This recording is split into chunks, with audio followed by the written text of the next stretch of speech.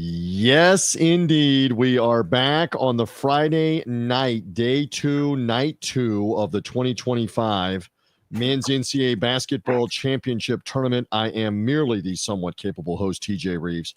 He is my wingman, Jason Powers. Good to be back with you. As we have seen now another day, a barrage of games, and we've got a lot to cover and a lot over. Not many upsets. I guess that's one of the early themes of Thursday and Friday. There have been a few, but not many, and certainly not buzzer beaters as of yet. I'm saying that. So, Jason, welcome in and give me some overall thoughts on Friday and what we've seen to this point. We've got 14 results in the book, 2 games still outstanding, but your thoughts so far on Friday? Yeah, today was kind of a blah day, not a whole lot of excitement and buzzer. Like I said, we've not had one game. I don't think where a game's been won in the last 10 seconds of the game. We haven't had an overtime game in the first 2 days. So kind of a blase day. Not any catastrophic upsets. We had a couple of 5-12s, but nothing catastrophic where a 2 or 3 seed has gotten beat. So kind of a ho-hum first couple days. Indeed.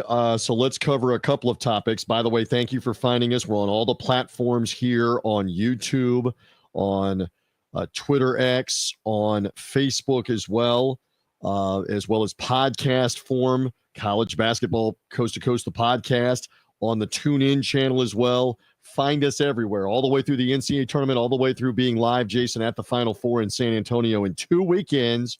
We will be there for whichever 4 teams are left and whichever 2 teams are playing for the national title. It's incredible that we started earlier this week with 68 teams. We'll be down to 16 teams by this time on Sunday night, 48 hours from now.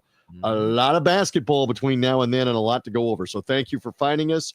Want to tell you, too, that when the Michigan State game ends, as we do this live in Cleveland here in a little bit, Deshaun Tate of Mr. Tate's Take, of the Tate's Take podcast, and based out of Atlanta. He's a Michigan State guy through and through. He is in Cleveland. He's going to recap the day in Cleveland. It's capping off with the Michigan State win tonight as the 2 seed over Bryant. He's seen Alabama as a 2 seed win in that building, as we have up on the screen here. It's also seen St. Mary's with their win over Vanderbilt. Jason, they had a tough time, but they had to battle and win that game. And then tonight, with the Michigan State victory, they're going to play New Mexico, Richard Pitino and New Mexico, the Mountain West regular season champs. So Deshaun will have great insight on that. He'll join us here in a couple of minutes. But give me just an overall thought as we get things underway here. Duke looked devastating. Cooper Flagg played. You and I didn't think he would play. He did play. Didn't have to do a ton. They rolled. Florida had an easy win. They had some defensive problems with Norfolk State for a little while, but still won convincingly tonight. Alabama had some problems with Robert Morris and put it away, and Michigan State some problems early with Bryant but put it away. Overall thoughts on the 1s and 2s? Alabama had the biggest problem. That game was a game for 35 minutes. Robert Morris, who we saw in person about a week ago, they played them very well for 35 minutes. So give them all the credit. Andy Toole and company out of Pittsburgh, they played really well today for 35 minutes, I thought.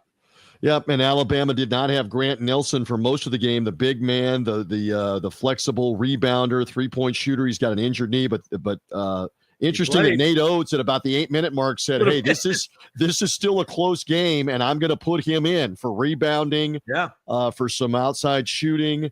And so Alabama moves on with that win earlier today. So we saw them again. We're back to Florida. We're in the Sunshine State, you and I. What did you see out of the Gators tonight in Raleigh, where an argument can be made that once you get up by 25 or 30 against a 16 seed, what do you make of the rest of the game? So what is your thought? I'm not going to kill anybody with the effort when you're up 25. I mean, again, part of that is those guys that are in the game that are starters and major contributors. They know in their mind they're not going to lose. So are they going to go that extra effort on a loose ball? Probably not. You don't want to risk a twisted ankle, a knee issue. So again, I have no issue with what Florida did. That game was never in doubt. Of course, Todd Golden will come up with a couple of themes of, hey, we need to do this and that a little bit better. I get it. But again, when Florida's dialed in, I think they're one of the top couple teams in America. Again, Another thing for me is ACC down to one team. SEC middle class of that conference has not had a good first round. Other than the top 3 or 4 teams in that conference. Kentucky looked pretty good tonight late, but again, the Georgias, the Mississippi States of the world. I mean, I'm still waiting. Oklahoma. Has Mike White still called a timeout yet? Down 27-3. No. Okay. No. Georgia beaten yesterday decisively. Brutal loss for them to Gonzaga. Mississippi State was competitive with Baylor, but lost the game. Oklahoma competitive tonight with UConn. They're all in the 8-9 game, and they all got beat. That's what you're talking about, kind of the mid-level or even bottom level of the SEC. And if you're Chris Jans, first game of the day, how does Josh Hubbard not get the last shot to tie the game? Yeah, I mean, it's a valid point. How do you know? I mean, that's your best player. He's an all SEC kind of guy. He had probably 25 in the game, and you got him doing a dribble handoff to another guy for a fadeaway 3 on the last possession. I didn't understand that. Still a Florida win, an Alabama win. You said that, a Kentucky win over Troy tonight. Yep. The SEC also got Auburn and Tennessee through yesterday. Ole Miss beat North Carolina. Yep. Let's talk about really that for just a second. Ole Miss knocks off. Everybody was thinking that North Carolina would be a sexy pick to go to the Sweet 16 after they won in the first 4. Ole Miss handled them for the first 25, 30 minutes of the game. Then North Carolina, kind of like the Duke game last Friday night, made it a game. Yep.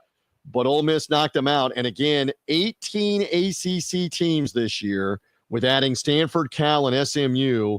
They get one team to the weekend of the first weekend of the NCAA tournament, with the North Carolina loss, the Louisville loss yesterday, and the Clemson loss. So rough for the ACC. Big time underachieving. Would you not agree, Jason? Absolutely. Carolina, just say you got to call a spade a spade. They're not very good. They had one good moment against San Diego State where they played well. They made a bunch of threes. But other than that, Carolina, like you made the argument, they shouldn't have been in the tournament. Forget about them winning the one game. Shouldn't have been in the tournament. And they played like it today. They got manhandled today. Ole Miss, Chris Beard, SEC beat them thoroughly for, like you said, the first 30 minutes of that game. They made the game a little bit interesting the last 4 or 5 minutes, but North Carolina, they got a lot of work to do with that program.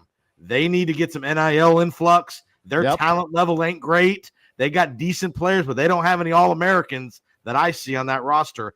Hubert Davis will be under the griddle big time next year. Yeah.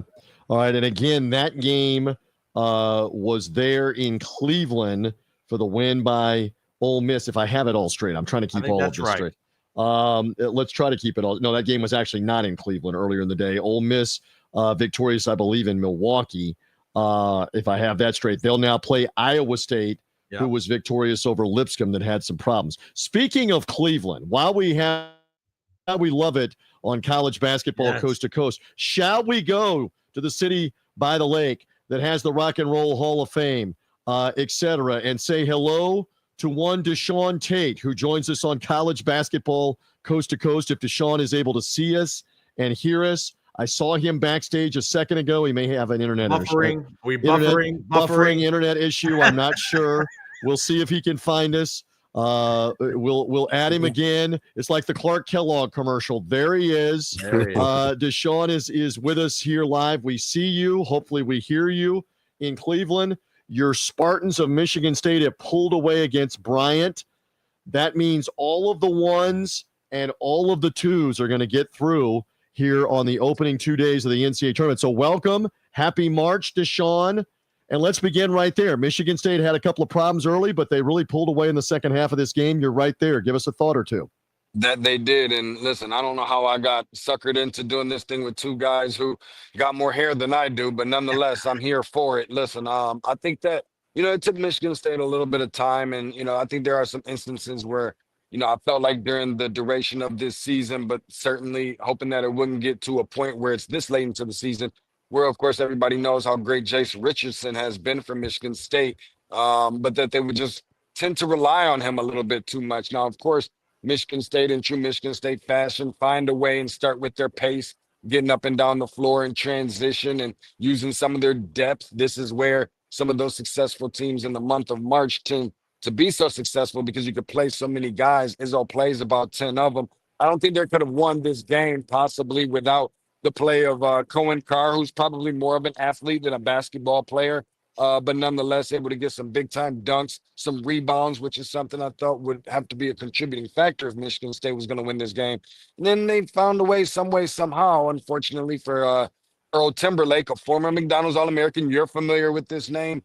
TJ, a transfer from Memphis, now at Bryant, bloodied him up a little bit, so it got a little bit physical. I think the tides kind of turned on the game a little bit from that standpoint after all of that happened. But Michigan State finding a way to extend the lead, just wearing Bryant down a little bit too much and getting out in transition. And I know you're going to have to go in a few minutes, maybe less, because that room that you're in is about to get occupied when the Michigan State game ends. They're up 85-60 as we do this live in the final minute. Say something about New Mexico, a battle with Marquette, and New Mexico outlasts Marquette with Donovan Dent, with JT Toppin, the younger brother of Obi Toppin, Richard Pitino, and New Mexico. You saw him firsthand. Say something about that, Deshaun. I thought, I was the one guy that probably everybody hates because they still owe money from last year, taking New Mexico all the way to the Final Four. Maybe I just saw it a little bit too early, and I'm not saying it's a Final Four caliber type of team, but they are tough as nails. And Donovan Dent versus Cam Jones, two guys I think are top 5, unarguably top 10 best point guards in the country going at it. Donovan Dent is just so smooth. I mean, he's right there at the top of the list for best point guards in America, but it's not just him. They got a guy, Nolan, on their team who's definitely a deep threat from the perimeter. How about this name? True Washington, who is a sophomore. True, T-R-U, this is his real name. True Washington, who's a sophomore out of the Arizona area, and he's very tough as well. He's their glue guy. He's their emotional leader. He's kind of got the sneaky athleticism to go with some of that.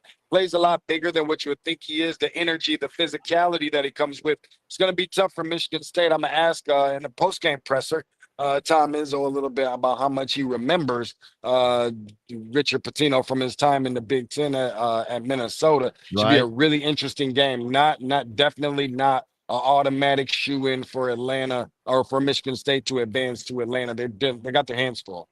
Jason, you got something for Deshaun Tate sitting there in Cleveland with what he's watched today?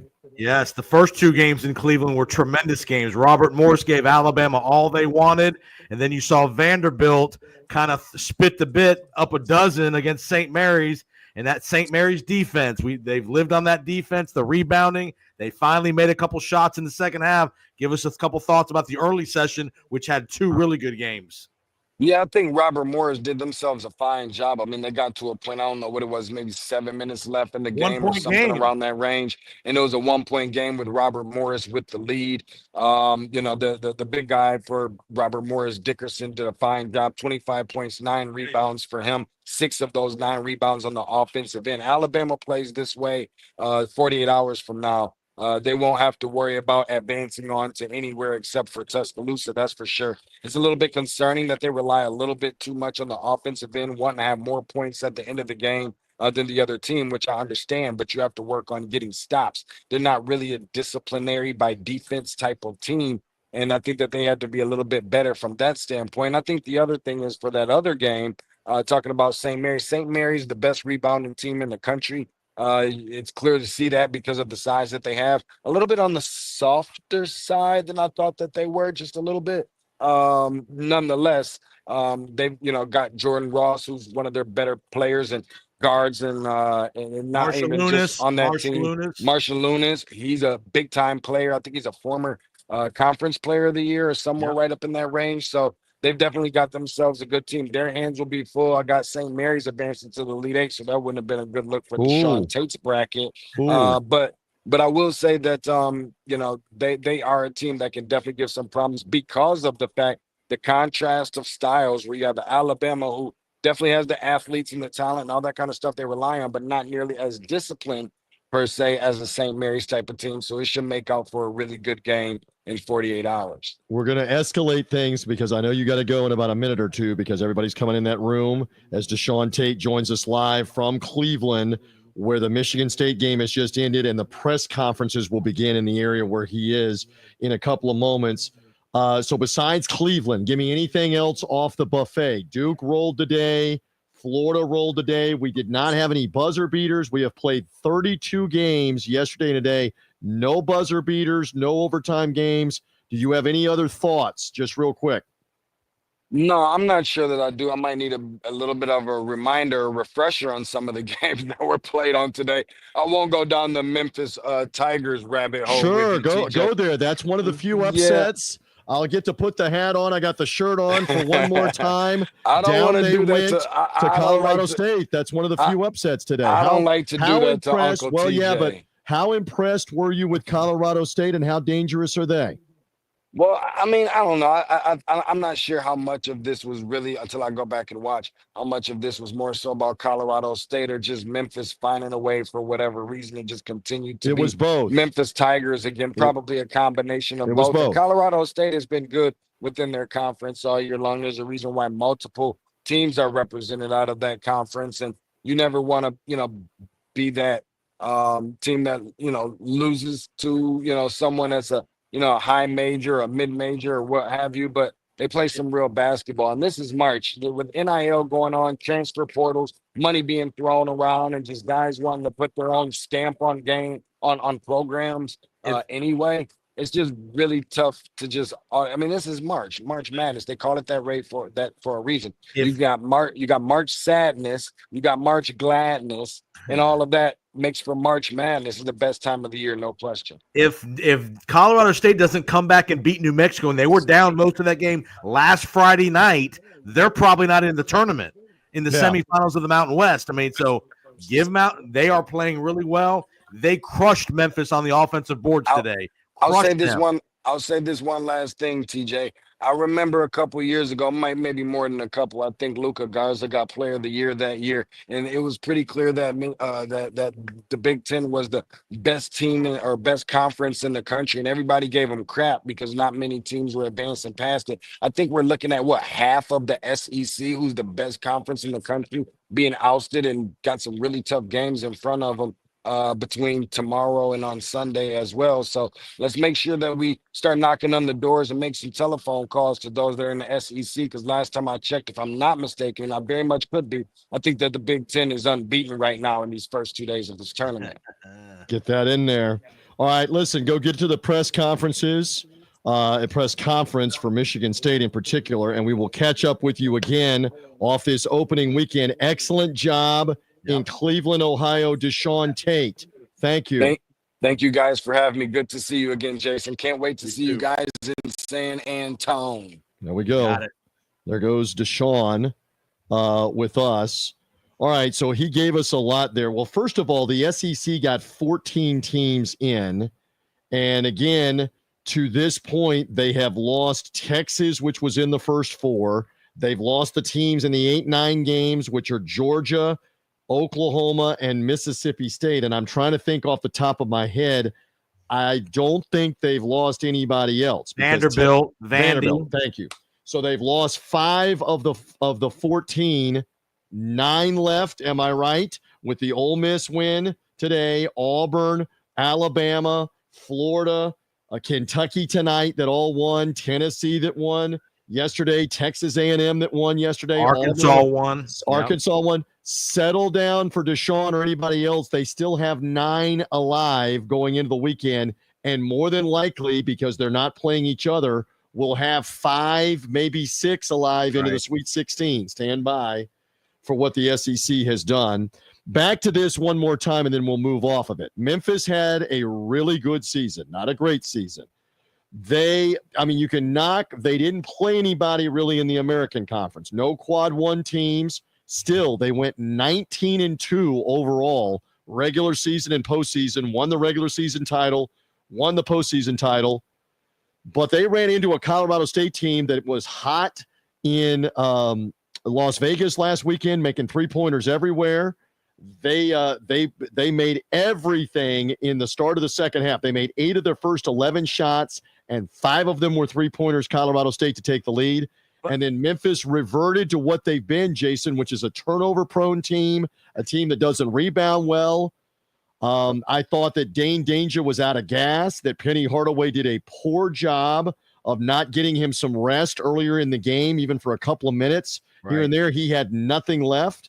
Give Colorado State all the credit, and that's really would you say the most significant upset of the day, that 12-5? I would, but I'm not going to give Colorado State all the credit. Here's what I would say about Memphis. I was so disappointed. You mentioned all the three-pointers they made. They made all the three-pointers because of all the second-chance opportunities. Yep. They couldn't get a rebound, TJ. They got crushed in the second half on the defensive glass. That's what was shocking. Yep. They have better athletes than Colorado State from 1 to 7. And the disappointing thing, again, is for Penny Hardaway. He's won one NCAA tournament game, hasn't gotten out of the first weekend in his entire tenure.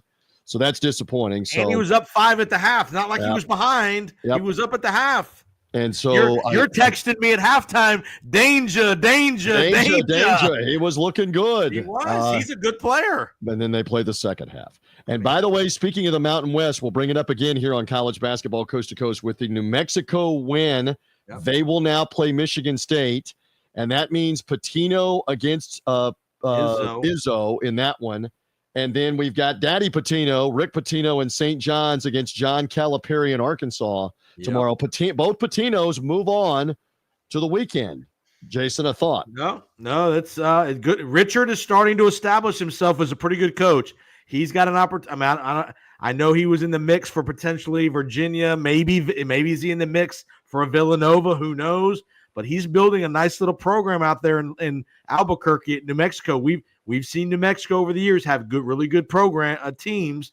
He's got a good little team. You got Nelly Joseph in the middle. You got Den at the point. They got some players out there and some NIL money.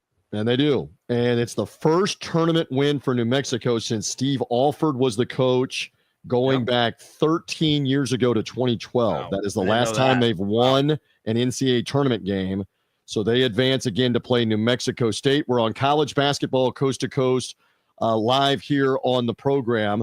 Let's tell you about one of our sponsors. That's Ticket Smarter and the Ticket Smarter mobile app. If you have friends that are looking to get into any of these games, for example, that Tennessee-UCLA game at Rupp Arena in the Midwest bracket, if you're looking for any of these games that are coming up tomorrow across the board, Auburn and Creighton are also playing there at Rupp Arena. Any of these different St. John's, Arkansas in Providence. St. John's, Arkansas in Providence. Big ticket. It'll be interesting. The games that are in Denver tomorrow, and again, the other sites that we're playing today, like Milwaukee and Seattle and Cleveland and Raleigh, the Gators and Duke are in Raleigh. Houston and Gonzaga. With that one in Wichita, use Ticket Smarter, the Ticket Smarter mobile app. Best prices on the secondary market. Your purchase is safe and secure with Ticket Smarter, and we've got a promo code COAST20. Takes $20 off an order $300 or more. Jason, you know this. And for the audience, you're not going to get the better seats, a pair of them, for anything under $300. Go ahead and take $20 off with the promo code COAST20. Use that code as many times as you want throughout the NCAA tournament here. Use it for Major League Baseball opening day, concerts, whatever you want. COAST20 from Ticket Smarter. Ticket Smarter mobile app. You won't find better prices on the secondary market than Ticket Smarter. Ticketsmarter.com. Promo code COAST20. We'll sit here for a few more minutes. What else do you want to cover here on the program? Back to Kentucky. Speaking of Big Blue, they were healthier tonight. Owe, who was injured in the loss to Alabama last Thursday night. Lamont Butler was hurt. Lamont Butler also injured with the shoulder, didn't even play against Alabama. They were both back. Yep. They did show some firepower in the game with Troy. What do we make of Kentucky as they advance to play Illinois? Illinois looked really good, especially pulling away late in the game with Xavier. Thoughts on Kentucky, who will now play Illinois? Both those teams like to go up and down and score. So, again, which team can play a little bit of defense? You don't have to play a lot, but both those teams like to go up and down and shoot a lot. Very offensive-minded, not great defensive teams, either of them. So, for me, can you keep Butler healthy in Owe? And that's going to be, to me, that's going to be a game in the high 70s, mid 80s, because both those teams like to go up and down and score. The kid from Illinois tonight, I saw the stat right before we jumped on, missed the first three-point. The Riley kid, missed his first three-pointers. Then he made 8 in a row to end the game. So, which I was surprised that they handled Xavier the way they did. I thought Xavier would be a little more competitive And than they were. But they've got Yaka Chonas, the outstanding guard at 6'6", big body. He's only a freshman, a Lithuanian. He's probably going to be a lottery pick in the NBA draft. And Illinois shot it well tonight. So stay tuned. They're capable. Stay tuned for that game with Kentucky coming up. As we rock on for a little while longer here, just a few more minutes on college basketball coast to coast, our Friday night recap of day 2 out of the 32. What else struck you from the day? Go. I was very impressed. A lot of people thought Grand Canyon would give Maryland a game, and Maryland destroyed Grand Canyon after about the first 5 minutes. That was that's kudos to Maryland, who's, again, I think that's a sleeper team in that they got Colorado State in the next round. That's a very winnable game. Then they could have a clash with Florida in the Sweet 16s in San Francisco. So keep an eye out on Maryland in the West region. That's very impressive. Good inside players, good guards, pretty decent coach. A little controversy about the coach. He was public comments about the AD and all that stuff. So, but keep an eye on Maryland. Yeah, that is Kevin Willard. His name being mentioned with other jobs like Villanova, et cetera. Maryland's had a tremendous end run to the season. I know they lost out in the Big Ten tournament to Michigan, but they had won, I believe, 12 of the final 13 games, something like that, in the regular season. They looked impressive today, and Deshaun is right. By my count, with the Michigan State win tonight, the Oregon win tonight, Maryland's victory earlier today, help me out with who else I'm missing. Michigan won yesterday. The Big Ten today, who else won? Michigan State obviously won. Michigan State today won, and I'm looking at who else won. Illinois won, obviously, and Purdue won yesterday. They haven't lost a game yet. They're unbeaten right now. Give the Big Ten credit through the first 2 days of the tournament, Thursday and Friday. The Big Ten has looked good. Some of this will whittle down. For example, eventually in the Sweet 16, you're going to have to play each other for the SEC and the Big Ten. There's too many teams left, but Maryland did look good. They will now play Colorado State. Fascinating matchup all the way out in Seattle on that one. Makes no sense that those teams are out there. But I got one for you. What else you got? That I know you always are interested in. Let's give the officials credit. They've not blown ticky-tack fouls, and the reviews have been minimal and quick. Yes. Let's give the officiating credit. Do you think there was an edict, a mandate to not review as much, and let's go, expedite it, do it quicker, make a decision once you've looked at it a couple of times? Let's move on. They've done a good job keeping that moving. And again, not every foul above the shoulders needs to be reviewed. They've reviewed the hard fouls, but the ticky-tack fouls, maybe that's right at the shoulder, they're not reviewing, or we're not reviewing every little call in the last minute. So give the officiating credit. Through 2 days, they've let the guys play a fair amount.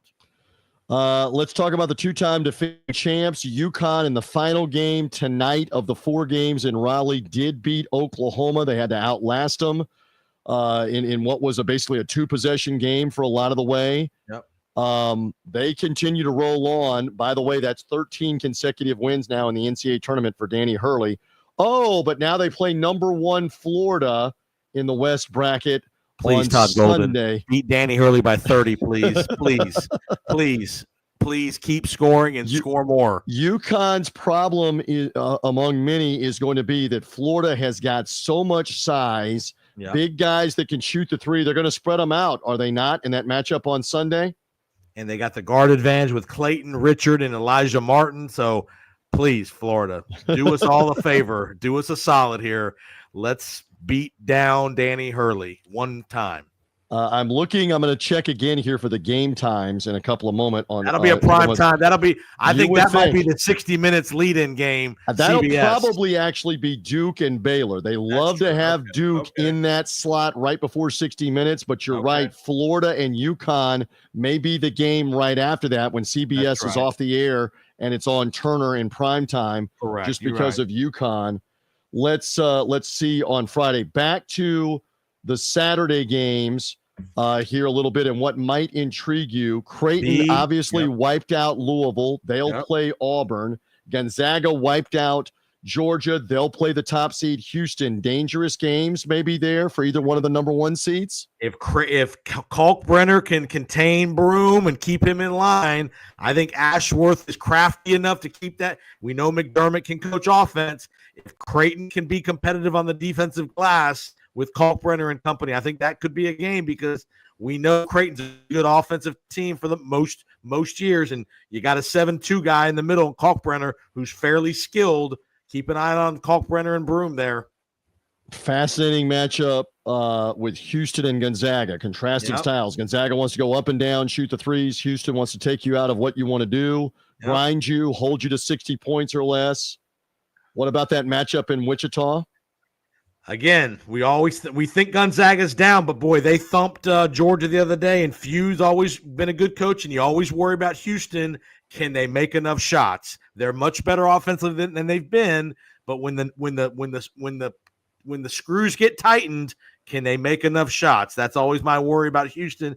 You can only win so many 65, 63 kind of games in the as we progress later in these tournaments, but I think Gonzaga is going to give them a game, but I think Houston will find a way to get through. Again, Jawan Roberts, one of the big keys, has had the ankle injury. He looked pretty good in their win over the 16 seed. And again, they've got a couple of guys, LJ Cryer that can shoot it. Uzan, the transfer from Oklahoma, can shoot it. Let's see for Kelvin Sampson's team. I think the winner of this game tomorrow gets to the Final 8 in that bracket, in the East bracket. BYU or Wisconsin. I think the winner of this game would play the winner of Alabama St. Mary's. That's correct. I think the winner of this game tomorrow goes to the Final 8 because I love the offense for both of these teams. They can shoot. They can move the ball. They got enough inside presence. I think the winner of this game, and I like BYU tomorrow, by the way. I've told you this. I think BYU's – I like the winner of this game to go to the Final 8 tomorrow in the East. And again, for Wisconsin, we've seen them. They score a ton. These are not Anjay. These are not the Bo Ryan Wisconsin teams that would try to grind it out and play 60 games in the 60s. They're looking to score in the 80s or the 90s. Wisconsin. Greg Gard is really innovative with shoot early in the shot clock, volume of threes. They've got multiple guys that can shoot it. That's going to be a fun game with BYU in that matchup as we look ahead. And how about the prime timer? I know you're going to be watching Ricky P and the Italian special, Ricky P and Calipari in Providence. Yeah. How about, again, both Patinos have moved on. New Mexico won tonight, and we get the Power Coaches Pod Part 2 with these guys have played 4 previous times against each other in the NCAA tournament, and they're 2-2. Yep. Calipari got a Final Four win with Kentucky over Louisville and Rick Pitino. So fascinating that they meet again. Now Calipari at Arkansas, Rick Pitino at St. John's. We can't emphasize enough how much in New York it is electric right now, and they are all about whether St. John's can advance to the Sweet 16 in Newark. That's what awaits. For a chance for them. It's actually not in Newark for them. My bad. They will be in San Francisco out west, if they win out west. But I mean, they are electric right now in New York about this. And this, I mean, that game's going to have some. Did you see the Arkansas-Kansas game had 12 million people watching? Wow. 12 million on Thursday night. What is St. John's with the New York market against Calipari and Arkansas going to have for Saturday? We shall see. We shall see on that. All right, final thought or two from you. Anything else? Can McNeese and Will Wade win another one there? I think it's not a terrible matchup. Purdue is the matchup. That's the first game tomorrow at 12. Do you want the list? I know they had some problems, but they put High Point away. I know Purdue was in the Final Four last year. Yep. But they lost to a 16 seed in Fairleigh Dickinson 2 years ago. Humiliating loss. St. Peter. They had 7 days to prepare for St. Peter's as a 15 seed in the Sweet 16 game and lost the game. Yep. They lost to a 13 seed in Little Rock. Matt Painter has repeatedly lost to teams he should not lose to. Yep. Is it coming next with McNeese to the Sweet 16? I don't know. I don't know. The biggest key is the fact that they've got the big guy in the middle, and I'm blanking in the middle of the night. Baker Wren. Baker Wren. Yep. Down inside with Braden Smith and Lawyer on the outside. All of those are Final Four players from a year ago. But McNeese has athletes. They can run and jump. They can. They played aggressively against Clemson, but does the magic maybe run out for them? I don't know. And again, through 32 games, we don't have really a Cinderella per se. Nope. Do you want a couple of more stats? This is the first time since 2017 that all the ones, all the twos, all the threes, and all the fours won the game.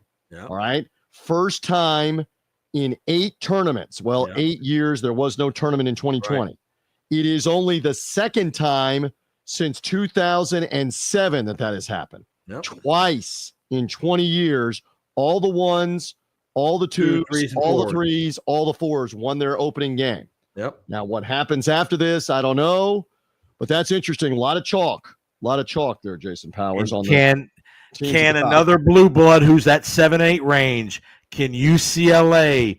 Can they slow this pace down to try to win a game in the 50s potentially against? Can they score enough to get to 55 or 60 against Tennessee, which we know Tennessee can play defense, but can UCLA muster up enough offense to get to 60 to potentially keep that game tight? What a great setting at Rupp Arena, such a storied program in UCLA, and Tennessee is regionally close. You would think Tennessee's going to have a ton of people in the arena. Auburn will have a ton of people in the arena for the Creighton game. That's the 2 games that are left in that arena for Saturday.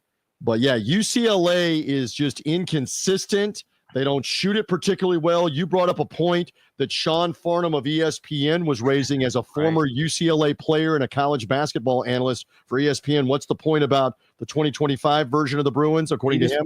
He made the point of UCLA in so many years past have had, even if they've not had great teams, they've had pros. He said there ain't a pro on this team. Like, they just don't have enough high-quality players. They ain't got a pro on the team, according to Sean Farnham. Can UCLA get more out of not having pro-level talent, though, from Mick Cronin against a Tennessee team that everybody has been looking at and saying, okay, is this the year they break through to the Final Four? They got to the Elite Eight last year and Purdue beat them. So, again, that's at Rupp Arena on Saturday. Also, by the way, we want to talk to you about one of our sponsors before we are done. Let me also mention our friends at Go Sleeves, the kinesiology. Go Sleeves. You're seeing this on the video show. If you're only hearing us on podcast or tune in, the kinesiology technology for the knees, the elbows, the calves, these sleeves will help you out with blood flow, with recovery. They are fantastic. Go Sleeves for the knees, the elbows, the thighs. Again, the GoSleeves.com, and our promo code is TJ for a discount. We're seeing on the video, if you're a runner, a biker, a pickleball player, a basketball player, if you golf, if you play tennis, the sleeves for the knees, the elbows. They've got a neat shirt coming out for the back as well. The ankle wrap as well. It's go time with Go Sleeves and GoSleeves.com/TJ. They are TJ, even when we have to walk through the airport for 12 hours like we did last week, Go Sleeves is good for that too, to help you calm down after having to walk through the airport. We love Philadelphia to Atlanta to wherever. Yeah, when we were hustling to get back from the Metro Atlantic Athletic Conference title game in Atlantic City. GoSleeves.com. Check them out. The sleeves for the knees, the elbows, the calves, and all that kinesiology technology. Recovery time. If you're watching, here it is. There it is. There's the Go Sleeve for the knee, for the elbow. GoSleeves.com, promo code TJ for that. I think we've pretty well covered everything. Oregon did finish off blasting Liberty tonight. This is not sour grapes. I'm just saying this. My Memphis Tigers maybe deserved a better fate as the American regular season champs and tournament champs. They didn't get to play Liberty. They didn't get to play McNeese out of the Southland Conference. They got to play a red-hot Colorado State team as the 12 seed. And I'm not so sure that Colorado State wouldn't have put it on Clemson the same way that McNeese did. And I'm not sure they wouldn't have been tooth and nail with Oregon if not beating them, because Liberty showed nothing tonight out of Conference USA in that Oregon game. So now it's Oregon, Arizona. What a surprise in the matchup on Sunday in Seattle. The former Pac-12 teams. Pac-12. They've split and gone to different conferences, with Oregon now in the Big Ten and Arizona now in the Big 12. But the committee never looks at these things for a second-round matchup to have Oregon and Arizona potentially playing as the 4 and the 5 seed. But they did. Conspiracy theorist, Mr. TJ Reeves. So on some of this, yes, it's not an accident that St. John's is playing the winner of Arkansas, Kansas with John Calipari and Bill Self. Not an accident. Not an accident that Gonzaga is potentially in the way of Houston for a second-round game. I hear you. All right, I think we've pretty well covered everything that we need to cover here on a Friday night. Shall we call it a night and regroup tomorrow? Again, on the schedule, they'll go one at a time throughout the afternoon on CBS just to run it down for you. McNeese and Purdue will be up first at just after noon Eastern time. The Arkansas-St. John's game is right after that in Providence. And then Michigan and Texas A&M will be up right after that at 5:15 Eastern time in that 4 versus 5 matchup. So all 3 of those games are standalone games on CBS. And then later in the night, we'll have 5 games going throughout the evening. Drake, Texas Tech, Creighton, Auburn, BYU against Wisconsin, Gonzaga, Houston, UCLA, Tennessee will all be in the night. 5 games. Surprised that St. John's is that early in the day and not a little more prime time? They want that New York market to get the TV ratings going. But yeah, I'm kind of surprised that it's not later on in the evening. They saved UCLA and Gonzaga for the last 2 games late at night for the West and the Western markets. I'm looking to see if they have released the game times for Sunday. Before we leave, they have. The Florida game with UConn will lead it off Sunday, Jason. Wow. I am shocked that Duke is not the game right before 60 minutes. Duke will play Baylor right after that, just after 2:30 Eastern time. The Illinois-Kentucky game is the lead-in game to CBS in 60 minutes. So there's the triple header. There's the triple header on CBS. St. Mary's and Alabama will go at 6 Eastern. Later in the night, Colorado, Maryland, Ole Miss, Iowa State.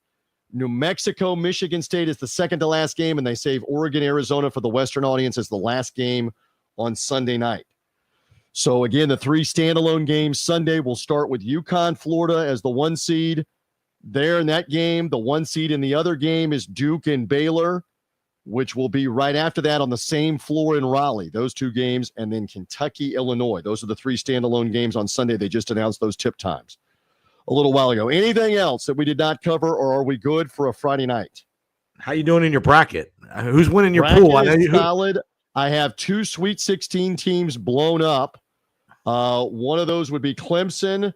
Another one of those would be Memphis. How many Sweet 16 do you still have? I think still I'm good. Still good on the Elite 8. I think I'm in good shape. I think I'm in pretty. I've not looked in the last couple hours, but I think I'm in pretty good. Maybe 1 out of the Sweet 16, but I think I got them all.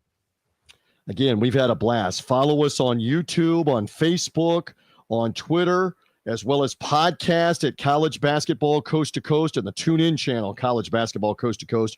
We'll be here after the games tomorrow night, Sunday night. Matt Zimick, Ari Russell helping out. Thanks to Deshaun Tate, who was in Cleveland tonight. All of our colleagues all over the country helping us cover it. Jason, have a good rest of now Friday night into Saturday morning. We'll regroup for tomorrow. Thank you, my friend. Let's do it anytime. There you go. There's Jason Powers. Follow JPO Sports. Find him on the Powers on Sports podcast. I'm merely TJ Reeves. You've been watching and hearing us here tonight on this Friday, second day of the NCAA tournament on College Basketball Coast to Coast.